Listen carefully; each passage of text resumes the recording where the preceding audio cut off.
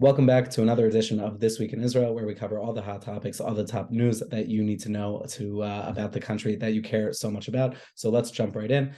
Protests continue throughout the country as judicial reforms are being proposed that would change the operating procedure of Israel's Supreme Court. It would implement a new process for how judges are picked, the amount of power the court has, how they can rule, and the parliament's ability to counteract or go against the court, and those proposals are being put forward by what is viewed as the most right-wing government in the country's history. So protests continue opposing such reforms, and over around 100,000 people coming out every Saturday night to oppose these new reforms to the Supreme Court. So we'll see. Nothing has been signed as of yet, but there is a concerted effort to make those changes. In other news, the Israel Defense Forces and the United States Central Command had their largest joint exercise in their history in the Mediterranean Sea.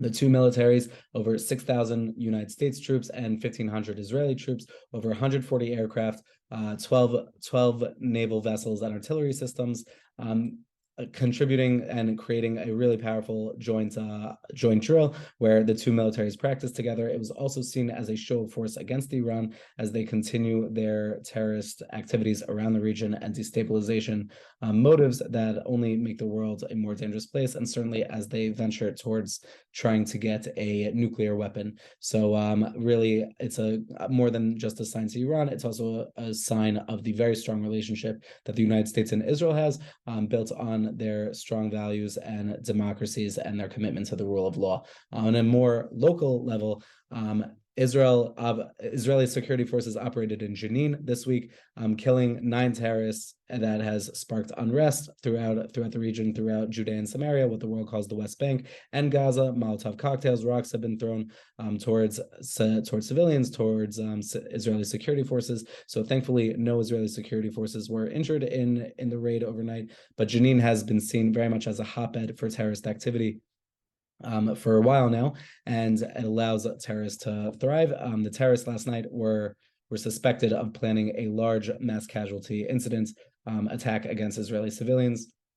So much so that the Palestinian Authority, being upset with Israel's actions, acting in Jenin, has canceled their security cooperation with Israel. This is not the first time they're doing it, but it is something worth noting as Israel continues to operate in Jenin, constantly arresting. And over in 2022, they arrested over 2,000 suspected terrorists who were planning terrorist attacks, or had connection to terrorist activities. So God willing, our security service should continue to be successful and continue to be safe, and hopefully, we will only see brighter days ahead in Jenin.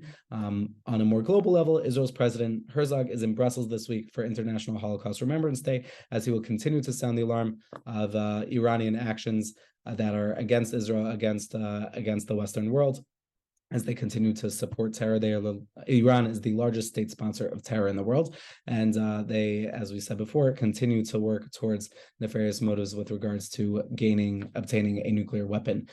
He will also address the growing global anti-Semitism and the future of Israeli-European relations as he addresses the entire European Union. So, God willing, hopefully only good things to report. Stay tuned next week as we continue to talk about Israel and everything that you need to know. Have a great week and Shabbat Shalom.